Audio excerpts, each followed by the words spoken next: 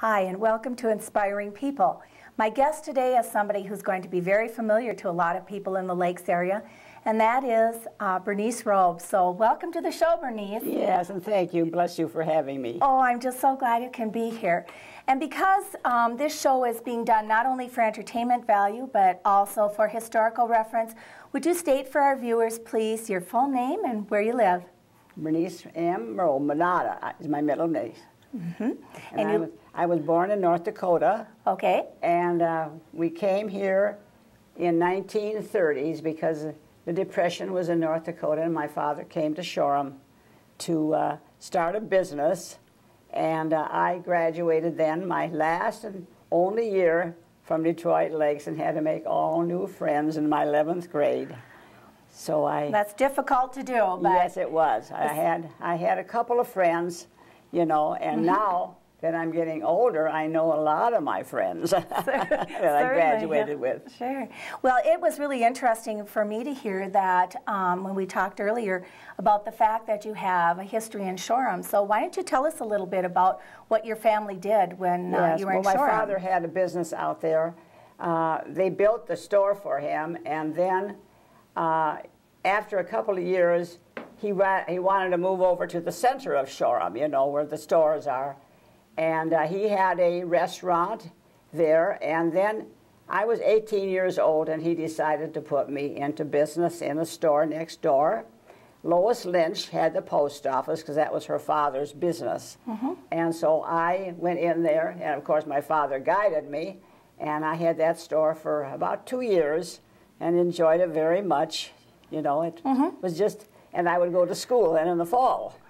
Okay, well that's interesting to know because most people, I think, identify you with one profession, and that is that you are a well-known piano teacher. I did have to give up my teaching for 4 years because my father wasn't feeling well, and I came back here. I had been in a little town in North Dakota for 4 years and taught piano out there, 50 cents a lesson. Oh. And my father wasn't feeling well, so I came back, and I went to work for Nash Finch. He got me a job at Nash Finch Wholesale House.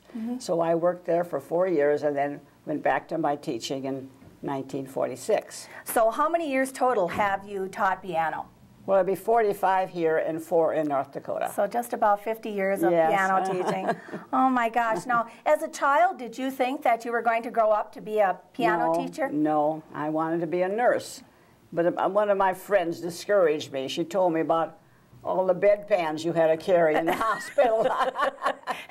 And my mother was a musician, though.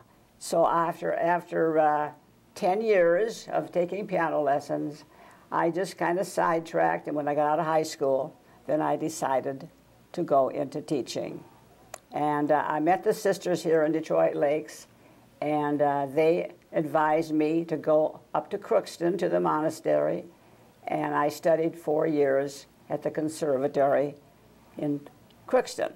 And then you started taking on students, right? Yes, And go ahead. In fact, they gave me 40 students up there, too. Oh, they did? That I taught, yes. Oh, my gosh. Well, I know you showed me a document that has a list in it of all of the students that you've taught over the years and the years you taught them. That was here, too. That's in Detroit Lakes, right. And so can you tell the viewers how many students total you have taught? 796. Right, yes. Just about 800 students that Miss Robe has taught over the years. My enrollment was between 80 and 90 a week. A week. I taught 6 days a week. I didn't want to teach on the Lord's Day, so I taught, and I taught in the evening. It was difficult to get children, you know, from away from school, but I located my home so that I could have them come from all the different schools.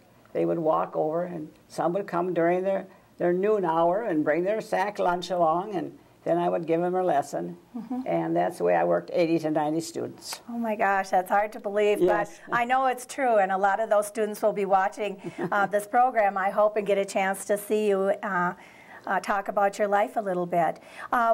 What I know, besides teaching music, you also played the organ and the piano, and yes, I did that. Yeah, I played the organ at Holy Rosary from 1946 to 67, and then they built the new church, and my choir director, Louise Day, who everybody knows, moved to Moorhead.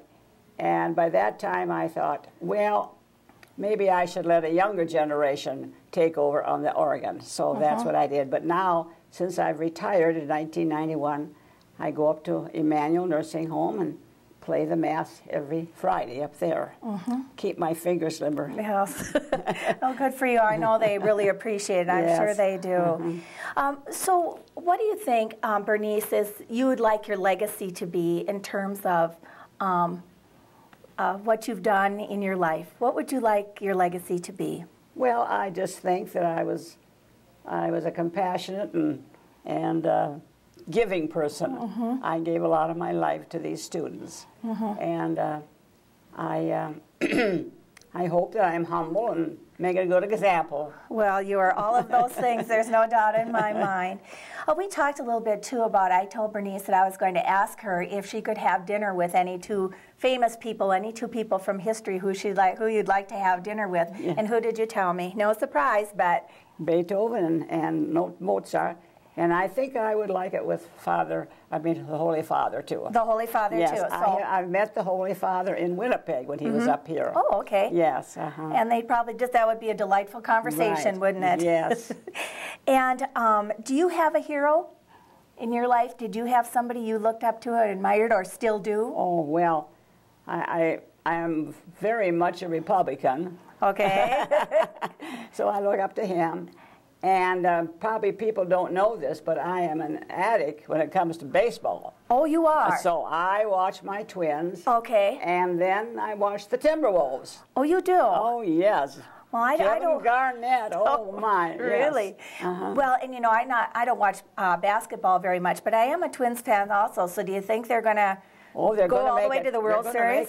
Do you think so? I keep talking to them all the time. Do you? Yes. Kind of coaching them along. But when they get up there, I always say, okay, now home run, Kirby Puckett or whoever's on. You know, I always just talk to Kirby Puckett. Sure. Yeah. And I know that you're still quite involved at Holy Rosary and so on. And, and you had just mentioned that there's a trip right now that Father Jerry has taken a trip. Yes. And you told me at one time, I believe, that you had taken a trip, too, to your parents' homeland.